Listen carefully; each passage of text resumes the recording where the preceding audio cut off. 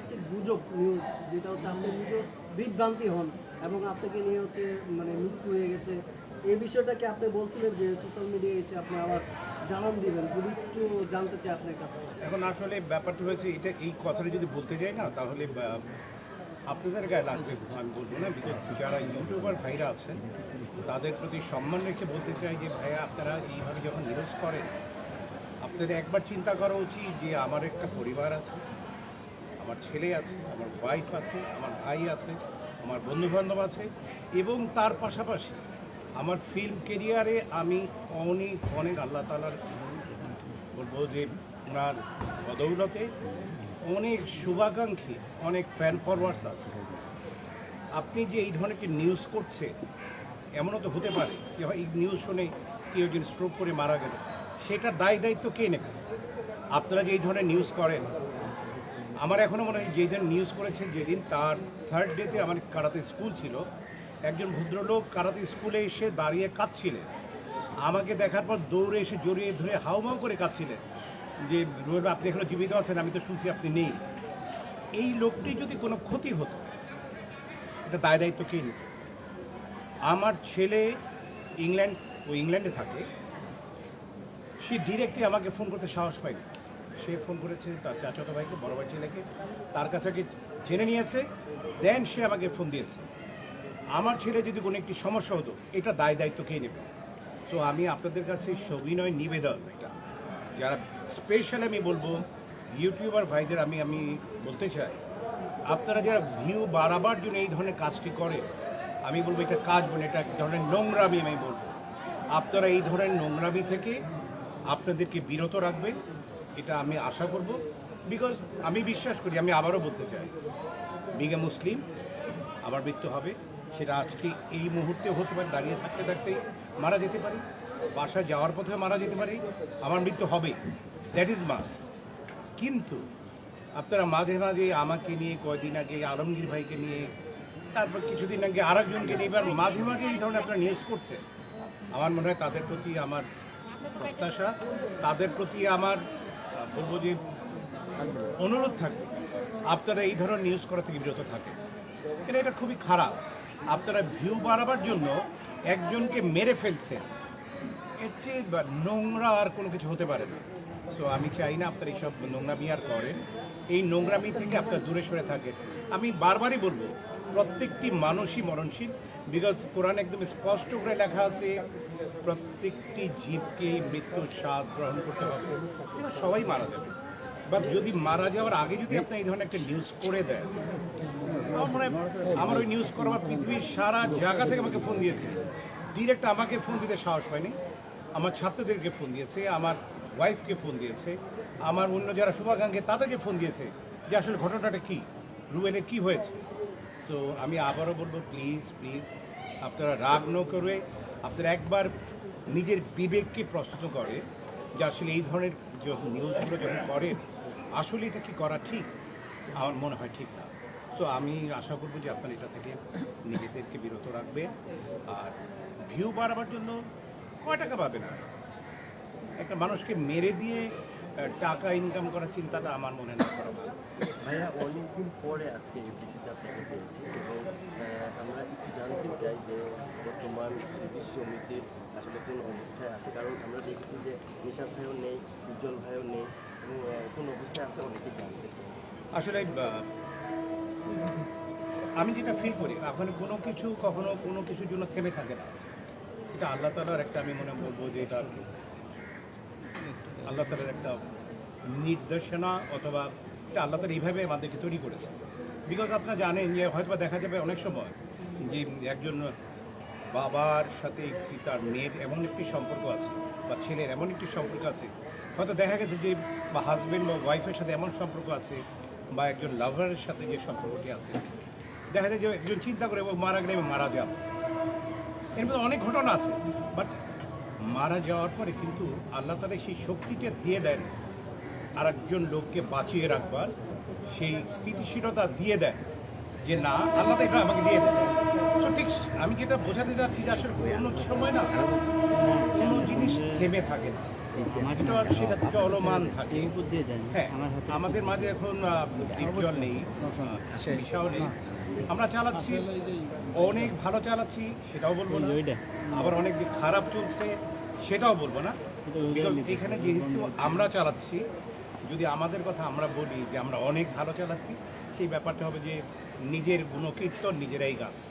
তো অন্য যারা আছে তারা জানেন যে খুব একটা যে খারাপভাবে চলছে ব্যাপারটি ঠিক সেরকম না, চলছে মোটামুটি ভালোভাবেই চলছে। তবে এটাও সত্যি কথা যে আমাদের যে দুজন সিনিয়র যারা আছেন তাদের প্রয়োজনীয়তা অবশ্যই আছে। দেখি আল্লাহ তাআলা যদি কখনো সেই রকম সুযোগ সুবিধা করে দেন তাহলে অবশ্যই আমাদের মাঝে আসবেন। আমরা যাতে আরও সুন্দরভাবে শিল্পী সমিতি চালাতে পারি, আমাদের শিল্পীদের পাশে দাঁড়াতে পারি, সেই চেষ্টা আমাদের থাকবে সবসময়।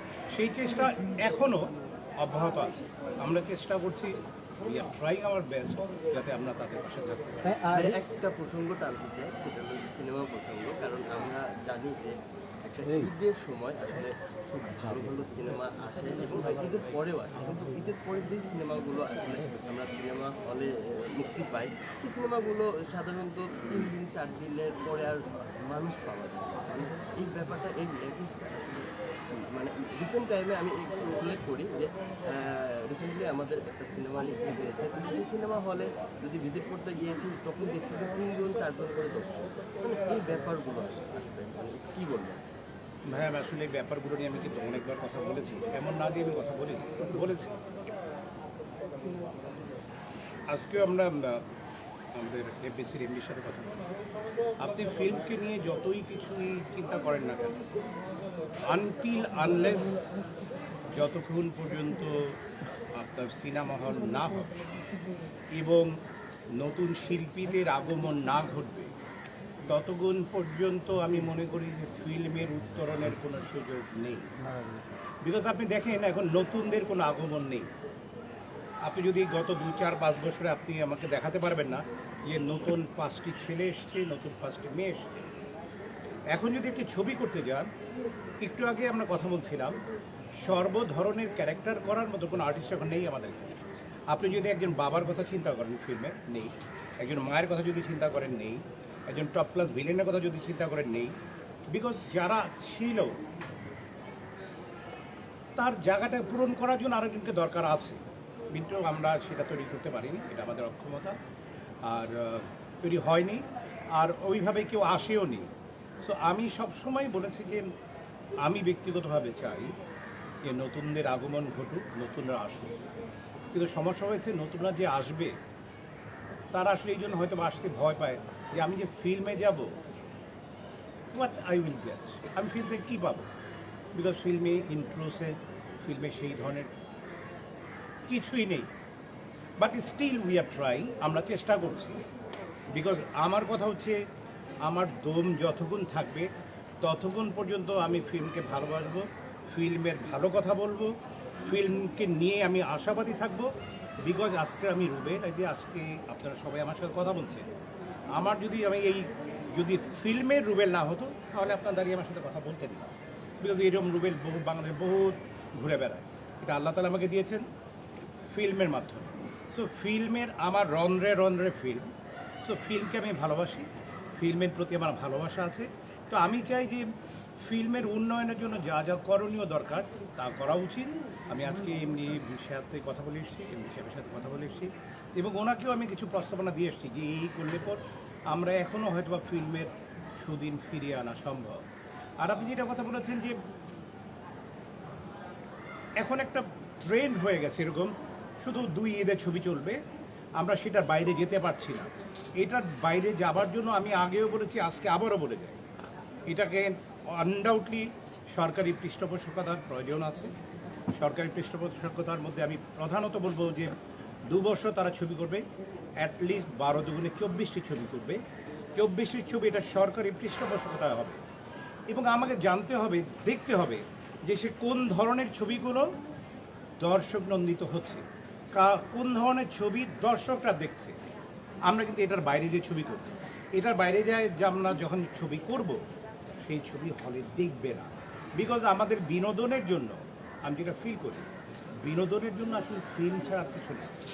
কারণ আমি সিনেমা হলে গিয়ে যদি আমার অনেক চিন্তা করতে হয়, অনেক দুঃখের কথা ভাবতে হয়, আবার বাসায় সারাদিন দুঃখ, রাস্তায় দুঃখ, অফিসে দুঃখ, এখানে টেনশন, বাসার টেনশন, কাজের টেনশন, সিনেমা হলে যেও সেই টেনশন গালা হাত দিয়ে বসে থাকলাম। সো আমি মনে করি ইট মেক্স প্রবলেম। আমি ব্যক্তিগতভাবে, এটা আমার অভিমত, আমি কারো কথা বলছি না, আমি যখন সিনেমা হলে যাই আমি এন্টারটেইনের জন্য যাই। আমি যতক্ষণ থাকবো এটা আনন্দ ফুর্তি করবো, ওই সময় আমার বউ বাচ্চা পৃথিবীর কোনো কিছু চিন্তা করবো না। সেই ধরনের এইখানে যারা ভিউয়ার যারা আছে, আমি মনে করি যে যারা ছবি দেখতে যায় আমার সাথে, আমার মনে হয় যে 70 to 80% মিলবে যে তারা এন্টারটেইনের জন্যই ফিল্ম দেখতে যায়। তো সেখানে এন্টারটেইনমেন্ট যদি আমি না পাই, সেই ফিল্মে চিন্তা করা চলবে না। তার জন্য আমি বলেছি যে আপনি যদি 12টা থেকে 12টা 24টা ছবি করেন, সেখান থেকে বাংলাদেশ থেকে আপনি খুঁজে বের করতে হবে কারা এই ধরনের ছবি করেছে, কারা যাদের ছবি দেখে জনগণ, তাদেরকে দিয়ে আপনি 2 বছর ছবি করেন। এবং তার পাশাপাশি আনডাউটলি আপনি মিনিমাম 200 থেকে 300 সিনেমা হল বা সিনেপ্লেক্স যেটা হোক সেটা সরকারি পৃষ্ঠপোষকতা হবে, তাহলে আমি গ্যারান্টি দিয়ে বলবো ইনশাআল্লাহ ফিল্মের সুদিন আসতে বাধ্য। ভাই রিসেন্টলি একটা জিনিস আমরা দেখেছি যে সিঙ্গেল হল 10টা হল বন্ধ হয়ে গেছে। আমি আগেই বলেছি, আমি ব্যাপারটি হচ্ছে যে সিনেমা হল বন্ধ হওয়ার পিছনে কারণটি হচ্ছে যেমন একটি সিনেমা হল থেকে যদি কথার কথা একটা সিনেমা হলে মনে করেন যে 100 জন কাজ করছে, তার 100 জনের কাজ করে তার প্রত্যেক সপ্তাহে বা মাসের শেষে তাকে কথার কথা আমি 2 লাখ টাকা দিতে হয় টোটাল বেতন। আমি মাসের শেষে যখন ফিল্ম চালাবার পরে আমি সেখানে পেলাম 50,000 বা অথবা 1 লাখ, আমার 1 লাখ টাকা লস দিতে হচ্ছে। এইভাবে গ্র্যাজুয়ালি লস দিতে দিতে একটা সময় না কেউই আসলে ব্যবসার খাতিরে আমি যতটা বিশ্বাস করি এমন কোনো ব্যবসায়ীকে খুঁজে পাওয়া যাবে না যিনি জেনে শুনে আচ্ছা আমি এই ব্যবসায় লস করব, আচ্ছা আমি এটা শুরু করব। আমার মনে হয় না এরকম কোনো ব্যবসায়ী বাংলাদেশে কেন পৃথিবীর কোথাও পাওয়া যাবে। তো আমি যখন দেখবো যে এখান থেকে আমি কোনো রকম টাকা আমি ফেরত আসছে না, বা আমি সিনেমা থেকে আমি কোনো রকম টাকা আমি রিফান্ড করতে পারছি, রিটার্ন করতে পারছি না, তখন গ্র্যাজুয়ালি আমি বন্ধ করে দিচ্ছি। যেটা হয়েছে আগের সিনেমাগুলো থেকে রিসেন্টলি যেটা হয়েছে, আগেও যদি চিন্তা করে দেখেন সেইভাবে হয়েছে। এবং অদূর ভবিষ্যতে যেই 2-4টি সিনেমা হল আছে এগুলো বন্ধ হয়ে যাবে। রিসেন্টলি দেখেছি শাকিব খানের পুরনো সিনেমা চলছে ঢাকার বাইরে। রিসেন্টলি গিয়েছিলাম, দেখেছি যে পুরনো সিনেমাগুলো চলছে শাকিব খানের, নতুন কোনো সিনেমা নিতে চাচ্ছে না প্রযোজকরা, ইনভেস্ট তুলে আনতে পারবে না বলে। এটা অনেক কঠিন প্রশ্ন। আসলে মেন কথা হচ্ছে যে আপনাকে নতুন কিছু দিতে হবে, because we are living on 2025। আমরা 2025 সালে বাস করছি। 2025 সালে যদি আমি 2010-এ চিন্তা করি তাহলে হবে না। আপনার 2025 সালে যে উপযোগী যেই টাইপের ছবিগুলো আছে, আপনি যেহেতু সাকিবের নামই বলেছেন, কদিন আগে যে সাকিবের ছবি একটা ছবি বরবাদ অনেক ভালো গিয়েছে, তার মানে সেখানে এন্টারটেইন করার মতন অনেক কিছু ছিল, তার জন্য সেটা ভালো গিয়েছে। আমরা যদি পরে আরেকটি ছবির কথা বলি, সেটাও ভালো গিয়েছে, আমরা সেই টাইপের ছবি করি তাহলে ভালো যাবে। কিন্তু আমাদেরকে ওই বাৎসরিকভাবে আমি যদি বছরে 2টি দিনের কথা চিন্তা করে থাকি, সেটা থেকে আমাদের বেরিয়ে আসতে হবে। আমাদেরকে চিন্তা করতে হবে যে আমাদের এন্টারটেইনের জন্য আমাদের কিছু নেই।